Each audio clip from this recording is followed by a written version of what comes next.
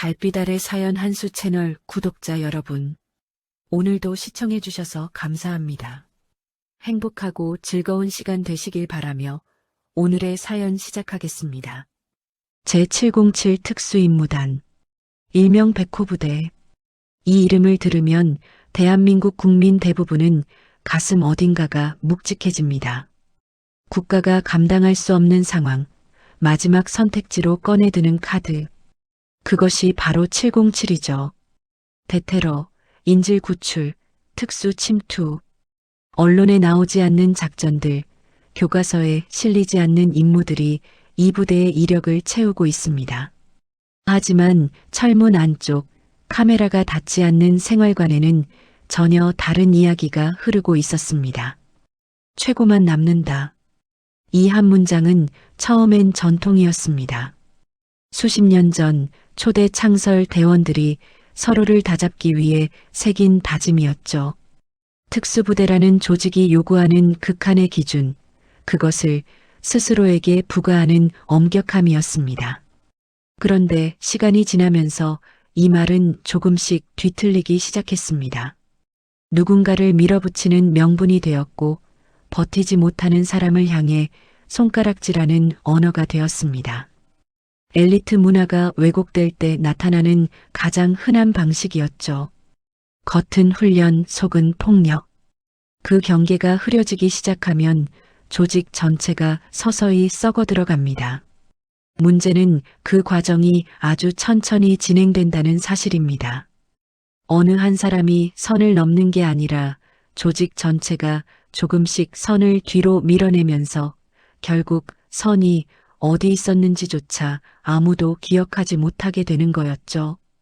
윤아린 하사는 707 통신 담당이었습니다.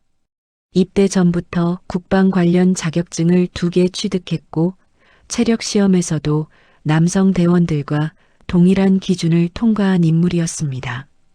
작고 조용한 인상이었지만 눈빛만큼은 늘 또렷했었죠. 하리는 자신이 이 부대에 어울리는 사람이라는 걸 스스로 증명하고 싶었고 지금까지 그 믿음에 어긋난 적이 없었습니다. 힘든 훈련도 버텼고 야간 통신 임무도 혼자 감당해냈습니다.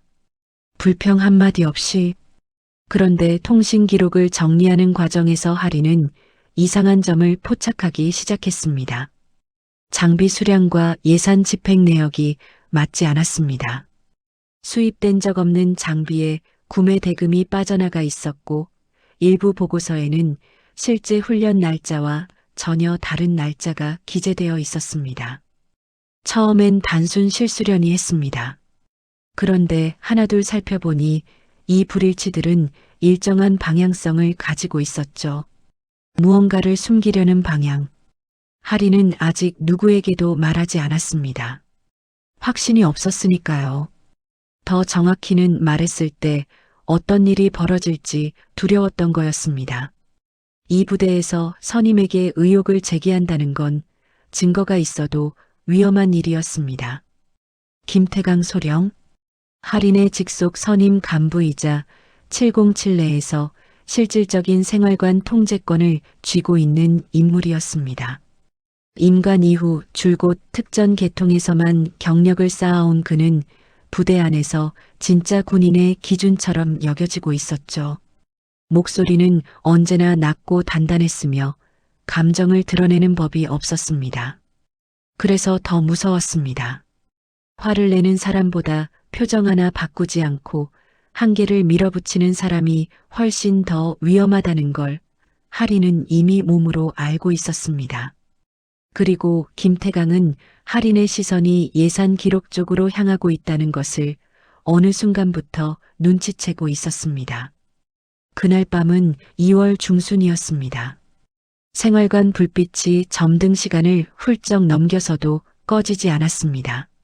하린은 이미 12시간 넘게 임무를 수행한 뒤였고 오른쪽 무릎에는 지난주부터 묵직한 통증이 자리 잡고 있었습니다.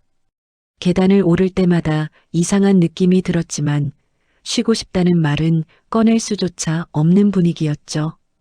이 부대에서 아프다는 말은 약하다는 고백과 같았으니까요.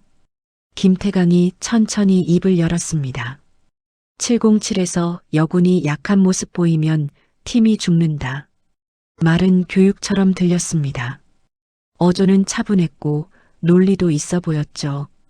하리는 고개를 끄덕였습니다. 반박할 수 없었습니다. 아니, 반박해선 안 된다는 걸 몸이 먼저 알고 있었습니다. 그리고 그것이 시작이었습니다. 완전군장 스쿼트, 40kg짜리 장비를 등에 얹은 채로 숫자는 정해져 있지 않았습니다. 멈추면 다시 하라는 지시가 반복됐고 무릎이 흔들릴수록 김태강의 목소리는 더 낮아졌습니다. 계단 오르내리기가 이어졌습니다. 수십 회, 할인의 허벅지가 타들어가는 느낌이 들 무렵 잠깐 멈추나 싶었지만 이번엔 무릎을 꿇린 채 장시간 대기 지시가 내려졌습니다. 잠은 허락되지 않았습니다. 생활관 안다른 대원들은 시선을 피했습니다. 눈을 마주쳤다간 다음 타깃이 자신이 될 거라는 걸 모두가 알고 있었으니까요. 그 침묵이 어쩌면 얼차려보다 더 잔인했습니다. 할인의 오른쪽 무릎은 이미 눈에 띄게 붓기 시작하고 있었습니다. 버틸 수 있습니까? 버틸 수 있습니다.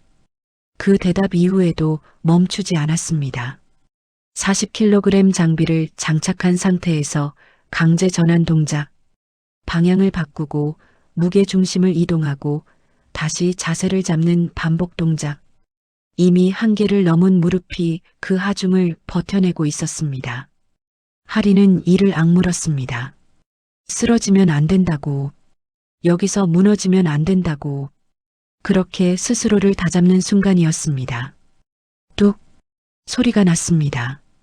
아주 작고 짧은 그러나 듣는 사람의 심장을 멈추게 하는 소리였습니다. 할인이 바닥에 쓰러졌습니다. 오른쪽 무릎에서 감각이 사라지는 것을 느끼며 할인은 잠시 아무것도 하지 못했습니다. 통증보다 먼저 찾아온 건 공허함이었습니다. 뭔가가 끊어졌다는 것을 몸이 먼저 알고 있었습니다. 김태강이 천천히 내려다보며 말했습니다. 연기하지 마. 그리고 발목을 잡아 끌어세웠습니다. 하리는 한 번 더 쓰러졌습니다. 의무실 불빛은 낮에도 창백했습니다. 형광등 하나가 미세하게 깜빡이고 있었고 소독약 냄새가 공기 전체에 배어 있었죠. 하리는 간이 침대 위에 누운 채로 천장을 바라보고 있었습니다.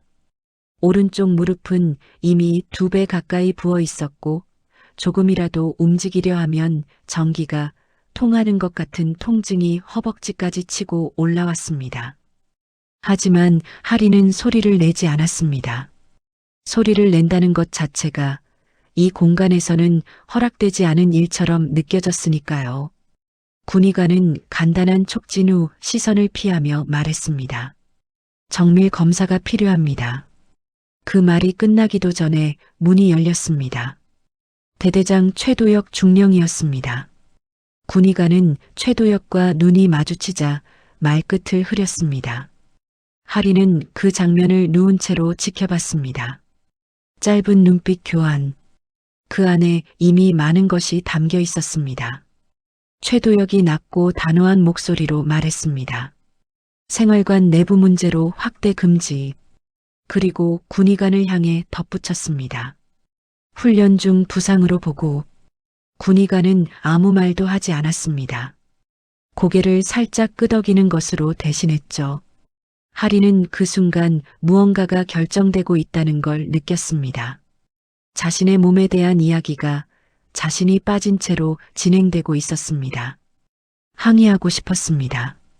하지만 몸이 말을 듣지 않았습니다.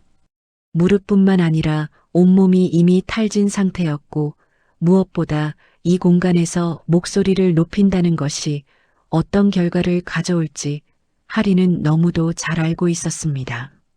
최도혁이 떠나고 나서 의무실에는 긴 침묵이 남았습니다. 군의관은 할인의 다리에 냉찜질 팩을 올려놓고 아무 말 없이 등을 돌렸습니다. 외부 병원 이송은 언급되지 않았습니다. 정밀 촬영도 진행되지 않았습니다. 보고서는 이미 방향이 정해졌고 할인의 무릎이 실제로 어떤 상태인지는 이 부대 안에서 공식적으로 확인되지 않을 예정이었습니다. 할인은 천장을 바라보며 생각했습니다. 이게 끝인가? 증거도 없고 목격자도 없고 기록도 조작된다면 자신이 겪은 일은 영영 없던 일이 되는 건가? 무릎의 통증보다 그 생각이 더 깊이 박혔습니다. 몸이 망가지는 것보다 그 사실이 지워지는 것이 더 두려웠습니다. 밤이 깊어졌습니다. 의무실 안은 조용했습니다. 군의관은 자리를 비웠고 위병 한 명이 복도 끝에 서 있었습니다. 할인은 천천히 손을 뻗어 머리맡에 놓인 지급 휴대폰을 집어들었습니다. 손이 떨렸습니다. 통화 목록을 열었습니다. 엄마. 그 두 글자를 보는 순간 할인은 입술을 꽉 깨물었습니다. 울면 안 된다고 생각했습니다. 전화기 너머로 울음소리가 들리면 엄마가 얼마나 놀랄지 알고 있었으니까요. 통화 연결음이 2번 울렸습니다. 할인아? 강서윤의 목소리는 늘 그랬듯 단단했습니다. 전직 707 교관 출신답게 어떤 상황에서도 먼저 흔들리는 법이 없는 사람이었습니다. 하지만 딸의 전화를 받는 순간만큼은 그 단단함 안에 무언가 다른 것이 섞여 있었습니다. 엄마 무릎이 이상해. 그것이 전부였습니다. 할인은 더 말하지 못했습니다. 목이 메어서가 아니었습니다. 이 공간에서 할 수 있는 말의 한계가 거기까지였습니다. 누군가 듣고 있을 수 있었습니다. 기록될 수 있었습니다. 그래서 할인은 딱 그만큼만 말했습니다. 강서윤은 잠시 아무 말도 하지 않았습니다. 딸의 숨소리를 들었습니다. 짧고 얕은 호흡, 통증을 참는 사람의 숨소리, 그리고 그것보다 더 깊은 곳에서 오는 두려움의 숨소리. 강서윤은 두 가지를 동시에 들었습니다. 오랜 시간 훈련병들을 교육해온 사람이었기에 몸의 부상과 정신의 부상을 구분하는 감각이 있었죠. 지금 딸의 목소리에는 둘 다 있었습니다. 그거 사고 아니지. 질문이 아니었습니다. 확인이었습니다. 할인은 대답하지 않았습니다. 대답하지 않는 것이 대답이었습니다. 알겠어. 통화가 끊겼습니다. 강서윤은 휴대폰을 내려놓았습니다. 식탁 앞에 앉아있던 강서윤의 시선이 허공 어딘가에 고정됐습니다. 딸이 입대하던 날부터 이런 날이 오지 않기를 바랐습니다. 707이 어떤 곳인지 누구보다 잘 알고 있었기 때문에 할인이 그 문을 두드렸을 때 강서윤은 말렸습니다. 하지만 할인은 듣지 않았습니다. 엄마가 걸어온 길을 걷고 싶다고 했습니다. 강서윤은 결국 손을 놓았습니다. 그 선택을 지금 이 순간 후회하고 있었습니다. 아니, 후회할 시간이 없었습니다. 강서윤의 얼굴이 굳었습니다. 눈빛이 바뀌었습니다.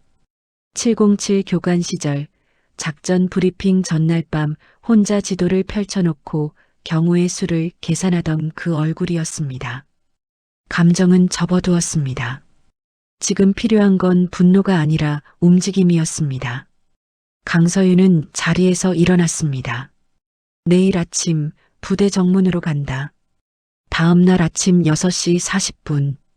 강서윤은 707 정문 앞에 서 있었습니다.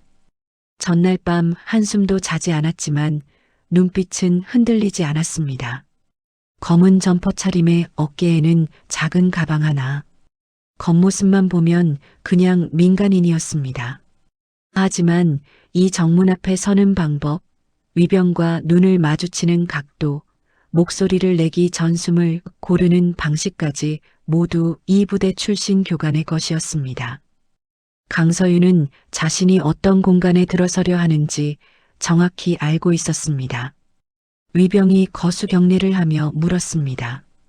용무가 어떻게 되십니까? 윤활인 하사면에 왔습니다. 위병의 표정이 미세하게 굳었습니다. 잠깐의 침묵 뒤 내부 무전기를 들었습니다. 짧은 교신. 그리고 돌아서며 말했습니다. 면회 불가입니다. 이유가 뭡니까? 훈련 중 사고입니다. 현재 안정이 필요한 상태라. 훈련이 아니라 생활관이지. 강서윤의 말이 위병의 문장을 잘랐습니다. 조용하지만 명확한 발음이었습니다. 위병이 멈칫했습니다. 그 짧은 멈춤이 강서윤에게는 확인이었습니다. 자신의 추측이 맞다는 확인. 그때 뒤쪽에서 발소리가 들렸습니다. 김태강 소령이었습니다. 정복 차림에 모자까지 단정히 갖춘 채로 걸어왔습니다. 어젯밤 생활관에서 있었던 일과 지금 이 모습 사이의 간극이 보는 사람으로 하여금 소름이 돋게 했습니다. 이 사람은 어젯밤의 일을 아무렇지도 않게 여기고 있었습니다. 민간인이 군 내부 문제에 개입하지 마십시오. 목소리는 낮고 절제되어 있었습니다. 위협이 아니라 안내처럼 들리도록 설계된 어조였죠. 하지만 강서윤은 그 설계를 꿰뚫어 보고 있었습니다. 강서윤이 천천히 가방에서 휴대폰을 꺼냈습니다. 지금 이 대화 녹음 중이야. 순간이었습니다. 김태강의 표정에서 무언가가 지나갔습니다. 아주 짧게, 하지만 분명하게. 강서윤은 그것을 놓치지 않았습니다. 저 사람은 지금 계산을 하고 있다. 녹음이 실제인지, 어디까지 기록됐는지, 어떻게 처리할지를. 압수. 김태강이 위병들을 향해 한마디를 던졌습니다. 위병 2명이 양옆에서 강서윤의 팔을 잡았습니다. 강서윤은 저항하지 않았습니다. 저항하는 순간 명분이 저쪽으로 넘어간다는 걸 알고 있었으니까요. 휴대폰이 강제로 빼앗겼습니다. 강서윤은 빼앗기는 순간에도 손가락으로 화면 어딘가를 누르는 동작을 했습니다. 아주 자연스럽게 마치 그냥 손이 미끄러지는 것처럼. 김태강은 보지 못했습니다. 상황이 정리되는 것처럼 보였습니다.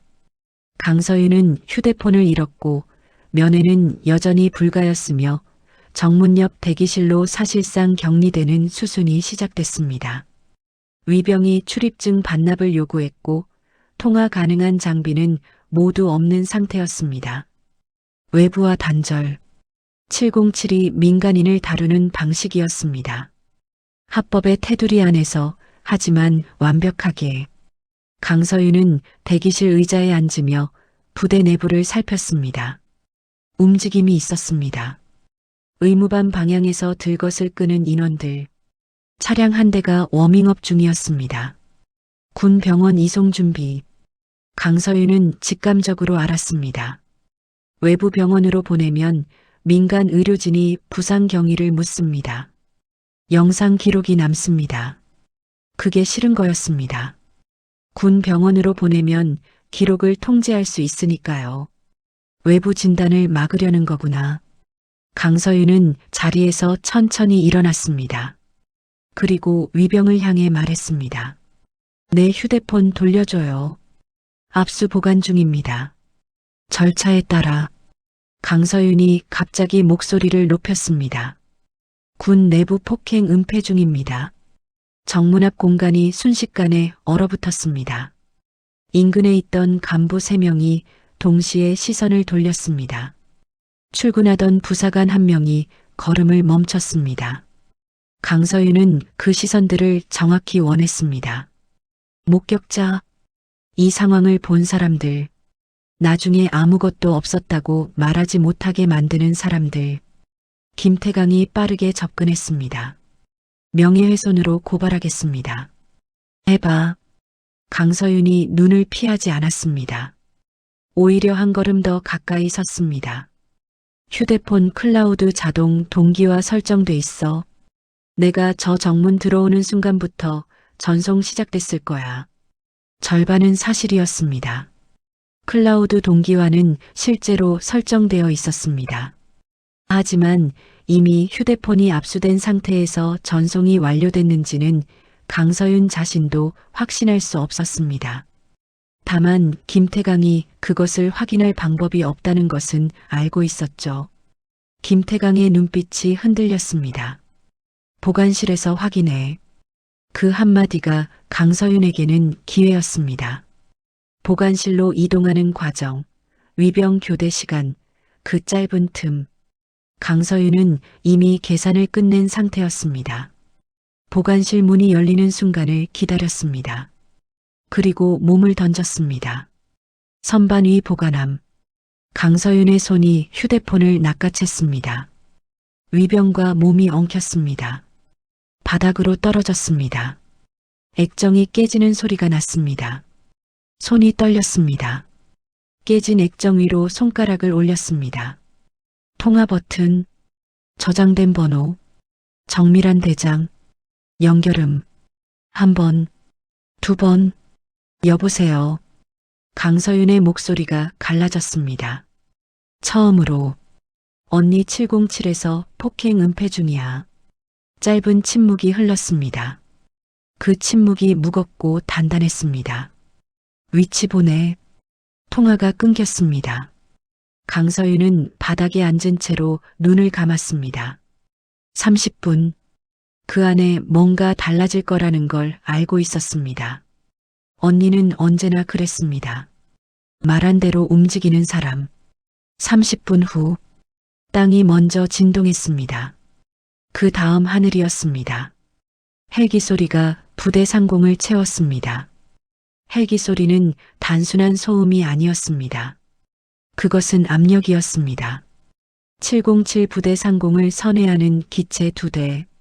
군용 헬기 특유의 낮고 묵직한 진동이 건물 벽을 타고 바닥까지 내려왔습니다.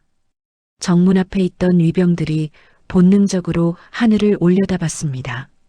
김태강의 얼굴에서 처음으로 당혹감이 스쳤습니다.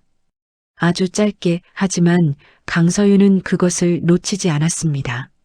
차량 세대가 정문 앞에 멈춰 섰습니다.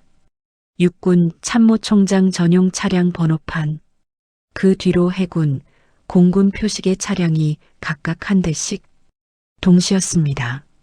세 사람이 같은 시간에 같은 장소로 움직였다는 것, 그 자체가 이미 메시지였습니다. 이것은 방문이 아니라 선언이었습니다. 정문 위병이 굳어버렸습니다.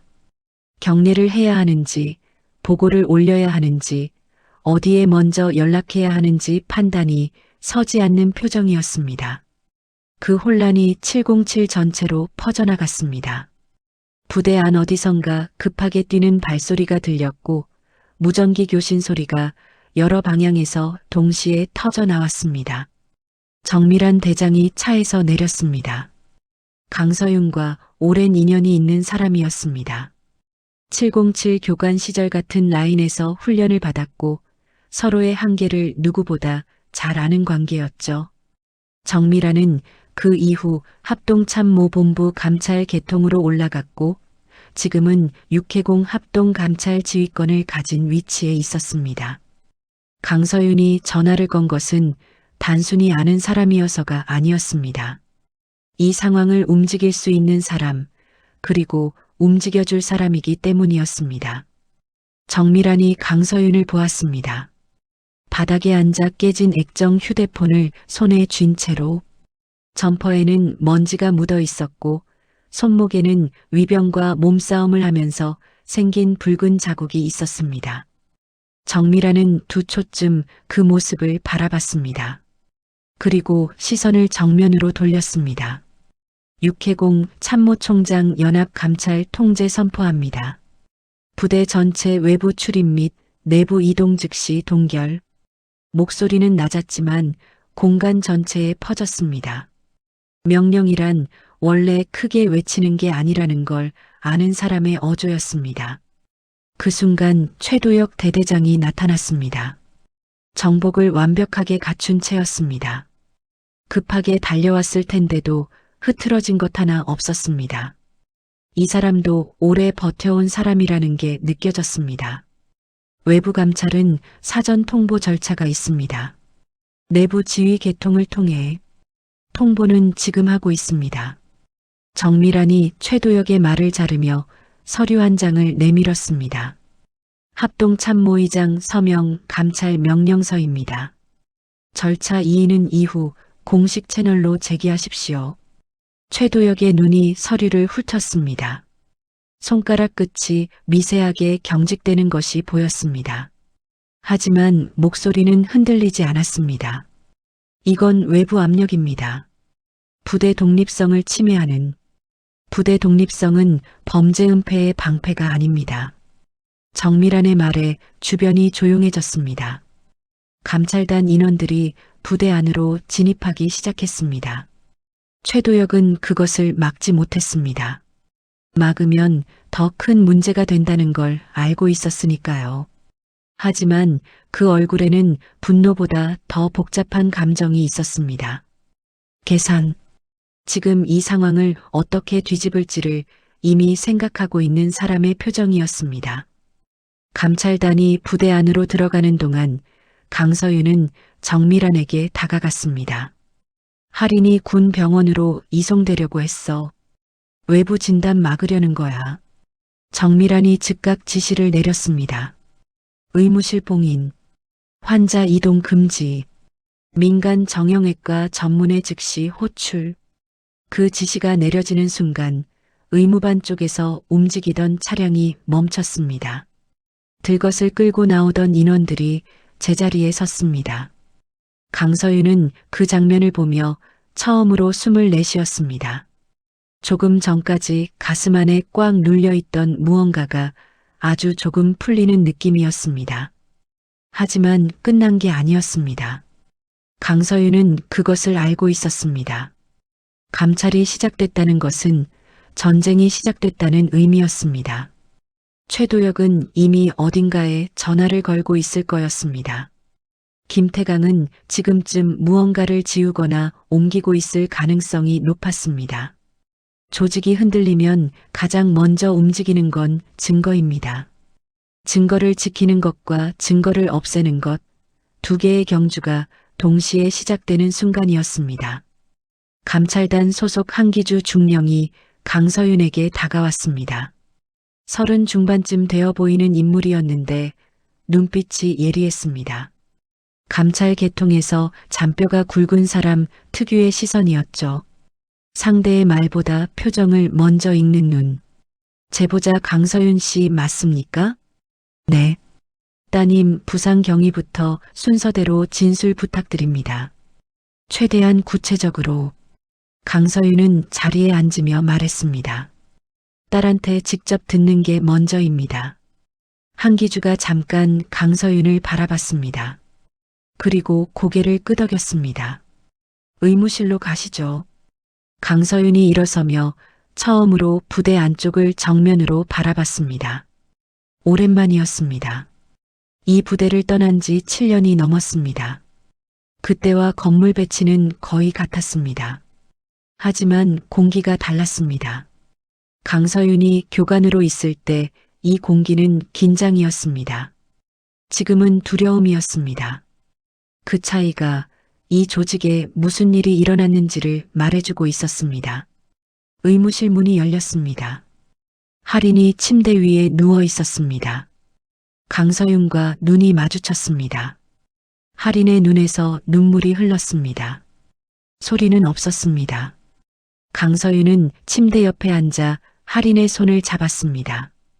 아무 말도 하지 않았습니다. 말이 필요 없었습니다. 두 사람 사이에 오랫동안 쌓인 것들이 그 침묵 안에 다 들어 있었습니다. 잠시 후 강서윤이 낮게 말했습니다. 다 말해도 돼. 내가 여기 있어. 할인이 천천히 입을 열었습니다. 할인의 목소리는 처음에 아주 작았습니다. 말을 시작하는 것 자체가 용기를 필요로 하는 일이었습니다. 이 부대 안에서 몇 달을 지내는 동안 할인은 자신의 감각을 조금씩 닫아왔습니다. 아프다는 말, 힘들다는 말, 이상하다는 말. 그런 말들을 삼키는 훈련을 자기도 모르게 해온 거였습니다. 그래서 지금 입을 여는 것이 무릎의 통증보다 더 어렵게 느껴졌습니다. 하지만 강서윤의 손이 자신의 손 위에 올려져 있었습니다. 그 온기가 무언가를 풀어냈습니다. 하리는 처음부터 이야기했습니다. 통신 기록을 정리하다 발견한 예산 불일치, 장비 구매 내역과 실제 재고 사이의 간극. 처음엔 단순 오류라고 생각했지만 반복되는 패턴을 보면서 의도적인 조작이라는 확신이 생겼다는 것. 그것을 누구에게도 말하지 못한 채 혼자 기록해 두었다는 것. 그리고 김태강이 자신을 주시하기 시작했다는 느낌. 그 느낌이 현실이 됐던 그날 밤까지. 한기주 중령이 옆에서 조용히 받아 적었습니다. 끼어들지 않았습니다.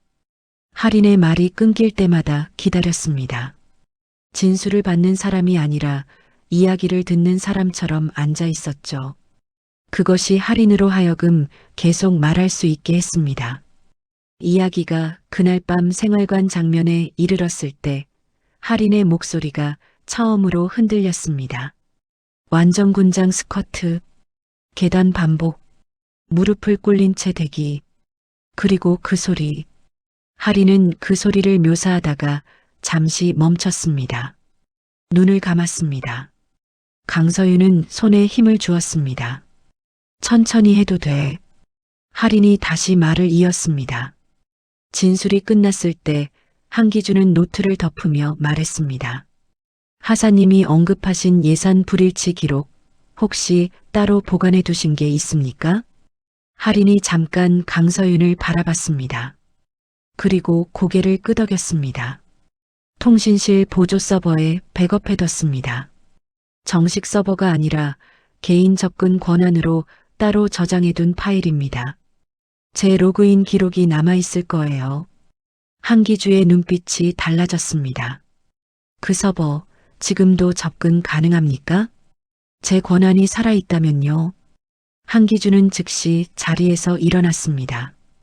통신실로 향하는 발걸음이 빨라졌습니다. 강서윤은 그 뒷모습을 보며 생각했습니다. 저 사람은 지금 이 사건이 단순한 폭행 사건이 아닐 수 있다는 걸 직감하고 있다. 폭행은 결과였고 원인은 다른 곳에 있었습니다. 통신실은 감찰단 인원 2명이 이미 입구를 통제하고 있었습니다. 한기주가 들어서자 담당 운용병이 긴장한 얼굴로 서 있었습니다. 한기주가 할인에게 받은 접속 정보를 입력했습니다. 보조 서버 디렉토리가 열렸습니다. 파일이 있었습니다. 날짜별로 정리된 폴더들. 그 안에는 장비 구매 내역 원본과 보고서, 제출본을 비교한 문서들이 들어 있었습니다. 할인이 혼자 밤을 새워 만든 비교표였습니다. 숫자들이 일목요연하게 정리되어 있었고 불일치 항목마다 할인이 직접 메모를 달아두었습니다. 이것은 단순히 이상하다고 느낀 사람의 메모가 아니었습니다. 증거를 수집하겠다는 의지를 가진 사람의 기록이었습니다. 한기주가 파일을 열람하는 손이 멈췄습니다. 특정 장비 항목 하나, 도입된 적 없는 통신 장비 12세트에 대한 구매 대금, 단가를 계산하면 총액이 4억 원을 넘었습니다. 그리고 그 결제 라인 맨 끝에 있는 이름, 최도혁. 한기주는 화면을 캡처하며 낮게 말했습니다. 폭행은 입막음이었구나. 그 말은 혼잣말이었지만 옆에 있던 감찰 요원이 들었습니다. 두 사람 사이에 짧은 눈빛 교환이 있었습니다. 같은 시간 부대 행정실에서는 다른 일이 벌어지고 있었습니다. 감찰단이 진입하자마자 최도혁은 행정실 담당 부사관에게 지시를 내렸습니다. 통신 기록 일부를 삭제하고 생활관 점호 일지를 수정하라는 내용이었습니다. 담당 부사관은 지시를 받는 순간 손이 떨렸다고 나중에 진술했습니다. 하지만 그때는 거부하지 못했습니다. 이 부대에서 대대장의 지시를 거부한다는 것이 무엇을 의미하는지 알고 있었으니까요. 그런데 문제가 있었습니다. 삭제 명령이 내려진 통신 기록은 이미 감찰단의 서버 미러링 작업 대상에 포함되어 있었습니다. 감찰단이 부대에 진입한 순간부터 전산 시스템 복제가 시작됐고 삭제 시도 자체가 로그로 남았습니다. 무엇을 지우려 했는지, 언제 지우려 했는지, 누구의 명령이었는지가 모두 기록됐습니다. 한기주가 행정실에 도착했을 때 담당 부사관은 이미 울고 있었습니다. 저는 그냥 시키는 대로 한 겁니다. 거부하면 저도. 한기주가 조용히 말했습니다. 지금부터 하시는 말씀이 중요합니다. 처음부터 다 말씀해 주십시오. 부사관의 진술은 1시간 넘게 이어졌습니다. 그 안에는 최도혁의 지시뿐만 아니라 이전부터 반복됐던 보고서 조작 관행이 담겨 있었습니다. 한 번이 아니었습니다. 이 부대 안에서 기록을 고치는 일은 이미 일상이 되어 있었습니다. 한기주는 진술을 들으며 생각했습니다. 이것은 개인의 일탈이 아닙니다. 조직 전체가 이미 감염되어 있었습니다. 그 시각 최도혁은 행정실에서 나와 자신의 집무실로 향했습니다. 문을 잠그고 휴대폰을 꺼냈습니다. 저장된 번호 하나를 눌렀습니다. 신호가 갔습니다. 연결됐습니다. 움직여야 할 것 같습니다. 수화기 너머의 목소리는 짧게 답했습니다. 얼마나 심각한 상황이야? 최도혁이 창밖을 바라보며 말했습니다. 감찰이 파일을 찾았습니다. 긴 침묵이 흘렀습니다. 합참 쪽으로 연결해 줄게. 감찰 지휘권 위에 있는 사람들이야. 최도혁은 통화를 끊으며 입술을 굳게 다물었습니다. 감찰이 시작됐지만 끝난 게 아니었습니다. 이 싸움은 이제 부대 안을 넘어서 더 높은 곳으로 올라가려 하고 있었습니다. 권력은 언제나 그런 방식으로 스스로를 지키려 했습니다. 아래를 누르는 게 안 되면 위에서 덮으려 하는 거였습니다. 의무실에서는 민간 정형외과 전문의가 할인의 무릎을 살펴보고 있었습니다. 초음파 검사 화면을 보던 의사가 표정을 굳히며 말했습니다. 전방 십자인대 완전 파열입니다. 이 상태로 얼마나 버티신 겁니까? 할인은 대답하지 않았습니다. 강서윤이 대신 물었습니다. 수술해야 합니까? 해야 합니다. 빠를수록 좋습니다. 강서윤은 고개를 끄덕이며 할인의 손을 다시 잡았습니다. 할인은 천장을 바라보고 있었습니다. 수술, 재활, 얼마나 걸릴지 모를 시간들. 그 시간 동안 이 싸움이 어떻게 흘러갈지도 모르는 채로 할인의 눈이 다시 흔들렸습니다. 강서윤이 낮게 말했습니다. 내가 만들어둔 파일이 지금 사람들 손에 들어갔어. 내가 혼자 버티면서 모아둔 것들이 지금 일하고 있어. 할인이 눈을 감았습니다. 그 말이 진통제보다 더 깊이 들어왔습니다.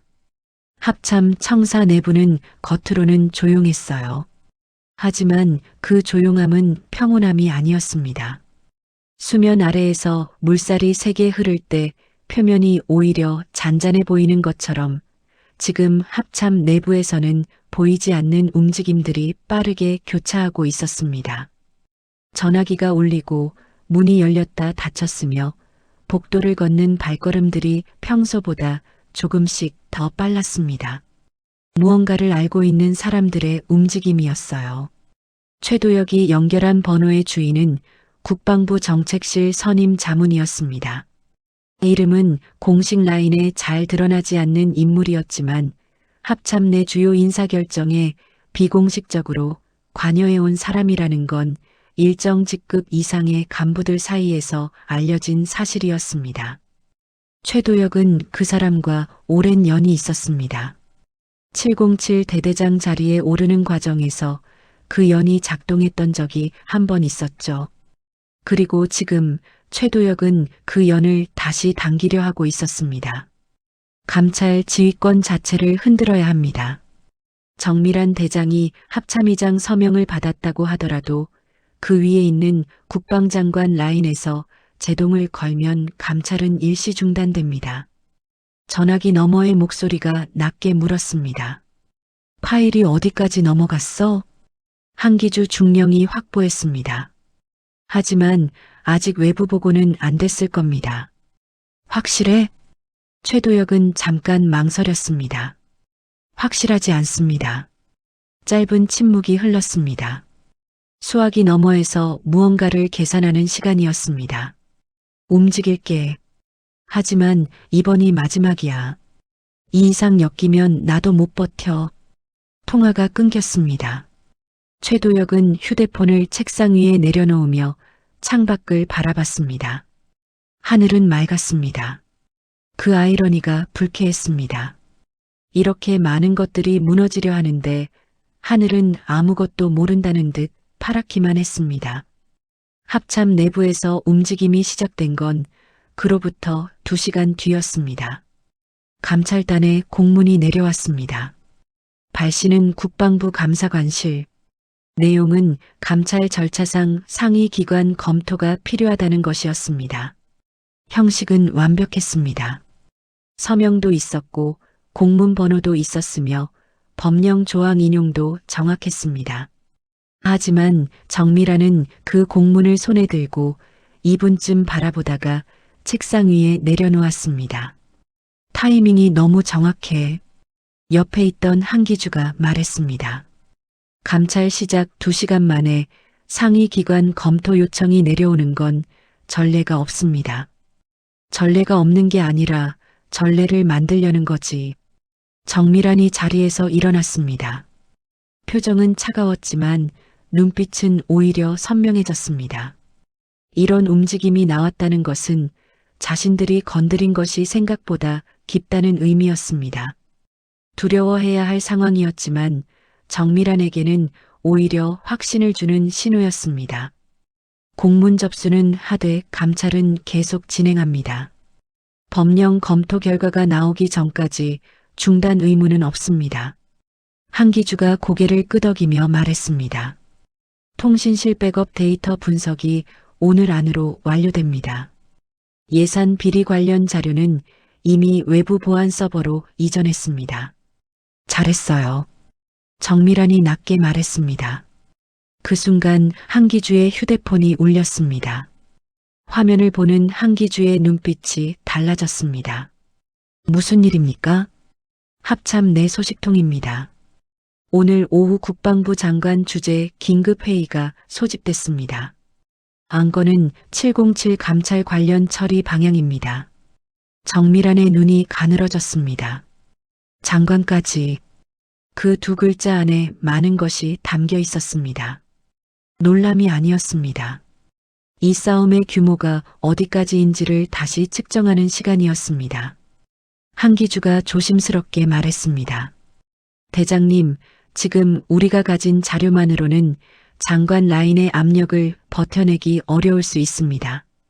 공식 채널을 통한 언론 공개나 국회 국방위 쪽으로 자료를 넘기는 방안을 검토해야 할 것 같습니다. 정밀한은 잠시 아무 말도 하지 않았습니다. 창밖을 바라보며 생각하는 시간이었습니다. 언론, 국회, 그 선택은 돌이킬 수 없는 선을 넘는 것이었습니다. 한번 외부로 나가면 이 사건은 군 내부에서 수습할 수 없는 문제가 됩니다. 많은 사람이 다치겠죠. 707이라는 부대 자체가 흔들릴 수도 있었습니다. 그것을 원하지 않는 사람들이 있다는 것도 알고 있었습니다. 할인을 포함해서 정밀한이 천천히 입을 열었습니다. 일단 오늘 안으로 자료 분석을 마무리하고 완전한 그림을 갖춘 다음에 판단합니다. 불완전한 자료로 움직이면 역이용당해요. 한기주가 고개를 끄덕이며 나갔습니다. 정밀한은 혼자 남았습니다. 책상 위 공문을 다시 바라봤습니다.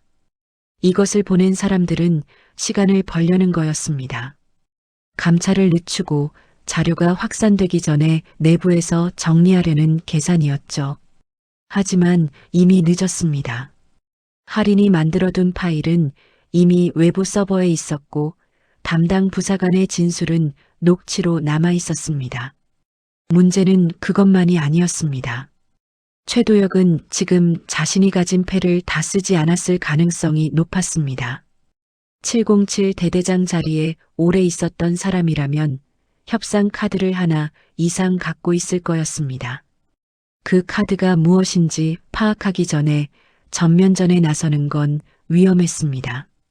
같은 시간 707 부대 안에서는 김태강이 자신의 사물함 앞에 서 있었습니다. 서랍을 열었습니다. 안에는 외장하드 하나가 있었습니다. 김태강은 그것을 꺼내 손안에서 한참 바라봤습니다. 이것을 어떻게 처리할지 생각하고 있었습니다. 없애면 증거가 사라집니다. 하지만 이것을 쥐고 있으면 협상 카드가 될 수도 있었습니다.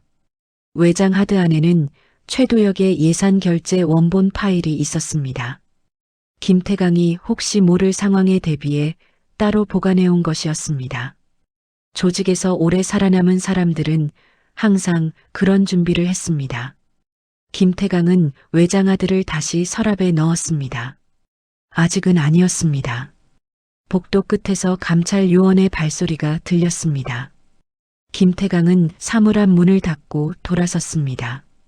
표정은 평온했습니다. 오랜 훈련으로 다져진 평온함이었습니다. 내면이 어떻든 겉으로 드러내지 않는 것. 그것이 이 사람이 이 부대에서 오래 살아남은 방식이었습니다. 감찰 요원이 멈추며 말했습니다. 김태강 소령님, 잠깐 시간 내주실 수 있습니까? 진술 요청입니다. 김태강이 고개를 돌렸습니다. 물론이죠. 그 대답이 너무 자연스러웠습니다. 준비된 사람의 대답이었습니다. 감찰 요원은 그것을 느꼈지만 내색하지 않았습니다. 두 사람은 나란히 복도를 걸었습니다. 각자의 계산을 숨긴 채로 부대 전체가 팽팽한 긴장 속에 있었습니다. 감찰은 계속되고 있었고 합참에서는 압력이 내려오고 있었으며 증거는 여러 손을 거쳐 이동하고 있었습니다. 이 모든 것의 중심에 의무실 침대 위에 누운 할인이 있었습니다. 할인은 수술 동의서에 서명을 하면서 생각했습니다. 내가 혼자 밤새 만들어둔 파일이 지금 이 모든 걸 움직이고 있다고. 그 생각이 무릎의 통증 위로 아주 천천히 따뜻하게 얹혔습니다. 수술은 4시간이 걸렸어요. 전방 십자인대 완전 파열. 민간 병원 수술실에서 진행된 이 수술은 군 의무 기록이 아닌 민간 의료 기록으로 남겨졌습니다. 정밀한이 직접 지시한 사항이었습니다. 군 내부 기록은 조작될 수 있지만 민간 의료기관의 수술 기록은 그렇지 않습니다. 할인의 부상이 어떤 상태였는지, 언제 발생한 것으로 추정되는지 그 모든 것이 이제 외부 기관의 공식 기록으로 남게 됐습니다. 강서윤은 수술실 앞 복도 의자에 앉아 4시간을 버텼습니다. 아무것도 하지 않는 시간이었습니다. 전화를 받지도 않았고 움직이지도 않았습니다. 그냥 앉아서 수술실 문을 바라봤습니다. 그 시간 동안 강서윤의 머릿속에는 할인이 입대하던 날이 계속 떠올랐습니다. 정복을 입고 거울 앞에 서서 어깨를 폈던 모습, 엄마도 이랬냐고 물었던 목소리. 강서윤은 그랬다고 답했습니다. 그리고 속으로는 내가 나보다 더 잘할 거라고 생각했습니다. 그 믿음이 지금 이 복도에서 무게를 가지고 강서윤의 가슴을 눌렀습니다. 수술실 문이 열렸어요. 의사가 나오며 말했습니다. 잘 됐습니다. 재활까지 포함하면 복귀까지 최소 6개월에서 8개월 정도 예상하시면 됩니다. 강서윤이 고개를 끄덕였습니다. 감사하다는 말을 했습니다. 목소리가 흔들리지 않았습니다. 눈물도 없었습니다.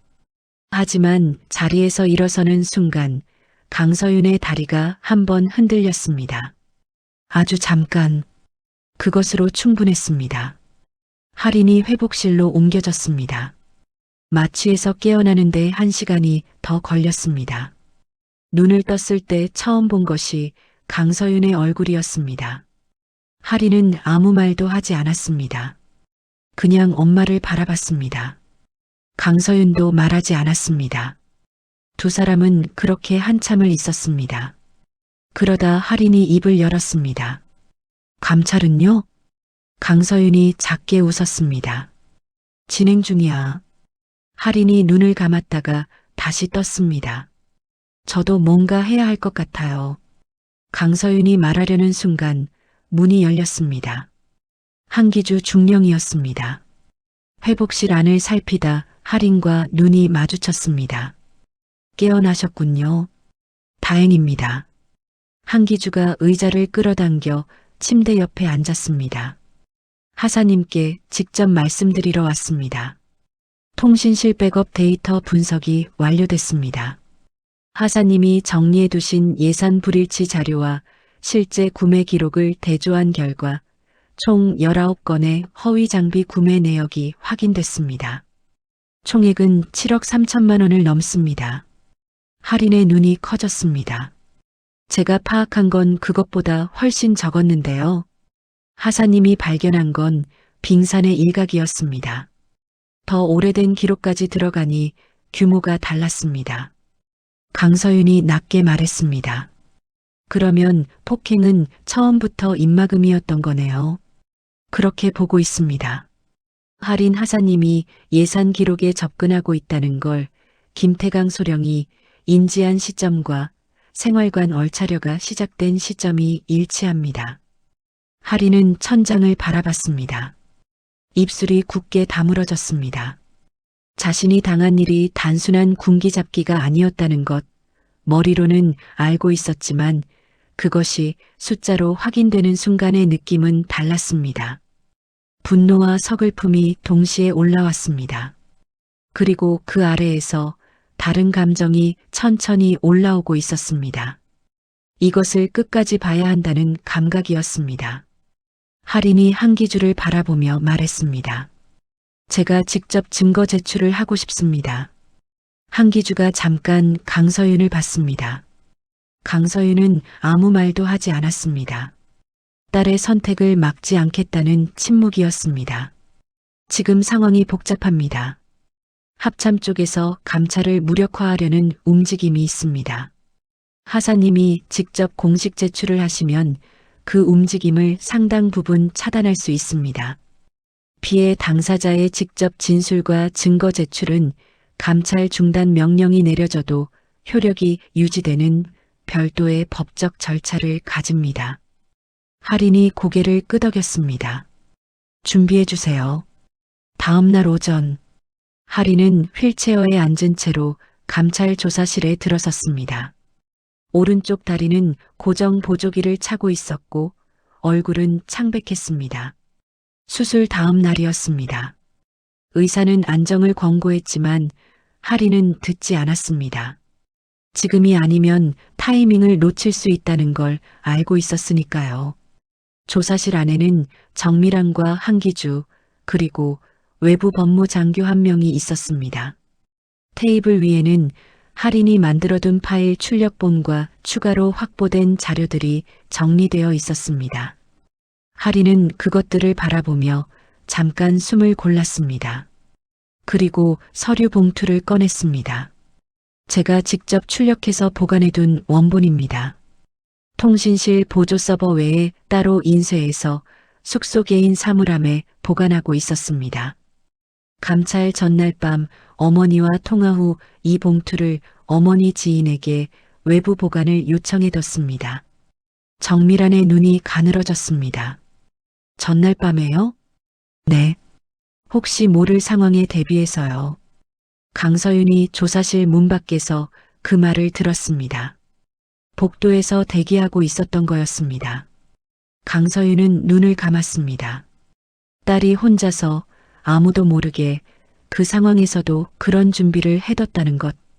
무릎이 부어있던 그 밤에 얼차려를 버티면서도 파일을 인쇄해 봉투에 넣었다는 것. 강서윤의 눈가가 젖었습니다. 조사실 안에서 할인이 계속 말했습니다. 저는 707이 없어지는 걸 원하지 않습니다. 이 부대가 처음 만들어진 이유, 그 이유는 여전히 유효합니다. 다만 썩은 부분이 있다면 그 부분만 잘라내야 합니다. 부대 전체를 덮는 방식으로 이 일을 끝내지 말아달라는 겁니다. 정밀한이 할인을 바라봤습니다. 수술 다음 날 휠체어에 앉아 이 말을 하는 사람. 정밀한은 오랫동안 군 생활을 해왔습니다. 많은 사람을 봐왔습니다. 하지만 지금 이 순간 앞에 앉은 이 하사가 자신이 본 사람들 중 가장 단단한 사람 중 하나라는 걸 느꼈습니다. 그날 오후 707 내부에서 예상치 못한 일이 벌어졌습니다. 대원 32명이 지휘부 교체 요구 서명부를 감찰단에 제출한 겁니다. 서명에 참여한 대원들은 하사부터 대위까지 다양했습니다.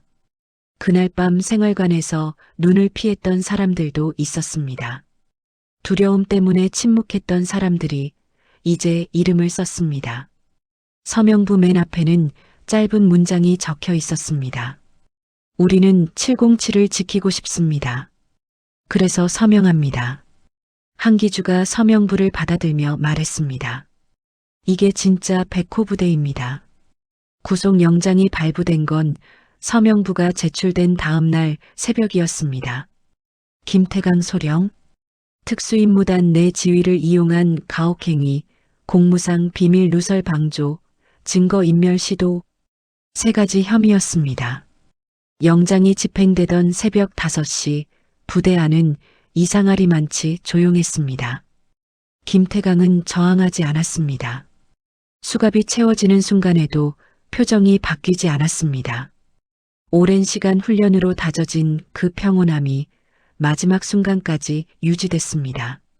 하지만 그것이 더 이상 강함의 표시가 아니라는 걸 그 자리에 있던 모든 사람이 알고 있었습니다. 그것은 그냥 텅 빈 껍데기였습니다. 최도혁 대대장의 해임 명령서는 같은 날 오전 10시에 전달됐습니다. 국방부 장관 명의였습니다. 합참 내부에서 감찰을 무력화하려던 움직임은 할인의 직접 증거 제출과 대원들의 집단 서명이 외부로 알려지면서 역풍을 맞았습니다. 정밀한이 우려했던 언론 공개는 결국 필요하지 않았습니다.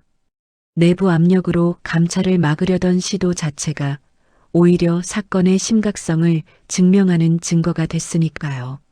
최도혁과 연결된 국방부 정책실 선임 자문도 직위해제 조치를 받았습니다. 707 예산 비리에 관여한 정황이 추가로 확인됐기 때문이었습니다. 최도혁은 해임 명령서를 받아들고 오랫동안 아무 말도 하지 않았습니다. 그의 집무실 책상 위에는 사진 한 장이 있었습니다. 707에 처음 부임했을 때 찍은 단체 사진이었죠. 젊은 얼굴들, 단단한 눈빛들. 최도혁 자신도 그 사진 속에서는 지금과 달랐습니다. 무언가를 지키겠다는 사람의 얼굴이었습니다. 그것이 언제부터 달라졌는지 최도혁은 정확히 기억하지 못했습니다. 아마도 아주 천천히였을 겁니다. 선 하나를 넘고 또 하나를 넘고 그러다 보니 처음에 서 있던 자리가 어디였는지를 잊어버린 거였습니다. 최도혁은 사진을 서랍 안에 넣었습니다. 그리고 자리에서 일어섰습니다. 707 내부 개혁안이 발표된 것은 그로부터 사흘 뒤였습니다. 생활관 내 얼차려 전면 금지, 지휘관 행동 강령 재정비, 예산 집행 이중 감사체계 도입, 내부 고발자 고호 규정 신설, 4가지 핵심 조항이었습니다. 발표 자리에 참석한 대원들은 말이 없었습니다. 박수도 없었습니다. 하지만 그 침묵은 냉소가 아니었습니다. 무언가가 실제로 달라지고 있다는 것을 느끼는 사람들의 침묵이었습니다. 말로 표현하기엔 아직 이르고 그렇다고 외면하기엔 너무 분명한 변화. 그런 침묵이었습니다. 김태강의 사물함에서 발견된 외장하드는 결국 감찰단에 넘어갔습니다. 끝까지 쥐고 있으려 했지만 구속된 이후 협상 카드로 쓰기엔 이미 늦은 타이밍이었습니다. 외장하드 안에는 최도혁의 예산 결제 원본 외에도 김태강 자신이 수령한 부당 수당 내역까지 포함되어 있었습니다. 협상 카드로 아꼈던 것이 오히려 자신에게 불리한 증거가 된 셈이었습니다. 오래 군 생활을 한 사람의 계산이 마지막 순간에 어긋났습니다. 할인의 재활이 시작된 건 수술 후 3주째였습니다. 민간 재활병원 물리치료실. 오전 9시 할인은 보조기구를 잡고 첫걸음 연습을 시작했습니다. 오른쪽 무릎에 체중을 싣는 순간 통증이 올라왔습니다. 참을 수 있는 수준이었지만 무시할 수 있는 수준은 아니었습니다. 할인은 이를 악물지 않았습니다. 그냥 그 통증을 느꼈습니다. 피하지 않고 과장하지도 않고 이게 지금 내 몸 상태라는 것을 그대로 받아들이는 방식으로 물리치료사가 옆에서 말했습니다. 처음엔 이 정도면 충분합니다. 무리하지 마세요. 할인이 고개를 끄덕이며 말했습니다. 네. 그런데 한 번만 더 할게요. 물리치료사가 잠깐 할인을 바라봤습니다. 그리고 웃었습니다. 딱 한 번만요. 재활치료실 창문 너머로 햇빛이 들어오고 있었습니다. 할인은 보조기구를 잡고 다시 한 걸음을 내디디며 창밖을 바라봤습니다. 저 바깥에서 지금 707이 바뀌고 있다는 것. 자신이 혼자 밤새 만들어둔 파일이 자신이 고통 속에서 걸었던 그 발걸음들이 어떤 방식으로든 그 변화에 연결되어 있다는 것. 그 생각이 무릎의 통증 위로 조용히 얹혔습니다. 무겁지 않았습니다. 오히려 그 반대였습니다. 그날 오후 강서윤이 재활병원을 찾아왔습니다. 면회 시간보다 조금 일찍 도착한 강서윤은 복도 끝 창가에 서서 물리치료실 안을 바라보고 있었습니다. 할인이 보조기구를 잡고 걷는 모습. 천천히 하지만 멈추지 않는 걸음. 강서윤은 그 모습을 한참 바라봤습니다. 치료가 끝나고 할인이 복도로 나왔습니다. 강서윤과 눈이 마주쳤습니다. 할인이 먼저 웃었습니다. 억지가 없는 웃음이었습니다. 강서윤은 그 웃음을 보는 순간 며칠 동안 가슴 안에 눌려있던 것이 한꺼번에 내려가는 것을 느꼈습니다. 두 사람은 나란히 병원 복도를 걸었습니다. 할인이 말했습니다. 무전기 다시 잡을 수 있을까요? 강서윤이 잠깐 할인을 바라봤습니다. 잡을 수 있어. 시간이 걸릴 뿐이지. 할인이 고개를 끄덕였습니다. 그것으로 충분했습니다. 언제라거나 얼마나 걸리냐거나 그런 것들은 지금 중요하지 않았습니다. 다시 잡을 수 있다는 것. 그 한마디가 지금 할인에게 필요한 전부였습니다. 복도 끝 창밖으로 늦은 오후의 햇빛이 길게 들어오고 있었습니다. 강서윤이 천천히 말했습니다. 백호는 쓰러져도 다시 선다. 할인은 대답하지 않았습니다. 그냥 앞을 바라보며 걸었습니다. 한 걸음, 또 한 걸음. 오른쪽 무릎이 아팠습니다. 하지만 멈추지 않았습니다. 이 걸음들이 쌓이면 결국 다시 그 자리로 돌아갈 수 있다는 걸 몸이 이미 알고 있었습니다. 707 부대 정문 위에는 여전히 백호 문양이 새겨져 있었습니다. 그것은 변하지 않았습니다. 앞으로도 변하지 않을 거였습니다. 다만 그 문양이 의미하는 것이 이제는 조금 달라졌습니다. 최고만 남는다는 말이 아니라 쓰러져도 다시 선다는 말로, 강함이란 버티는 것이 아니라 무너진 자리에서 다시 일어서는 것이라는 말로, 그 의미를 바꾼 건 병상에서 무전기를 다시 잡겠다고 말한 하사 한 명이었습니다.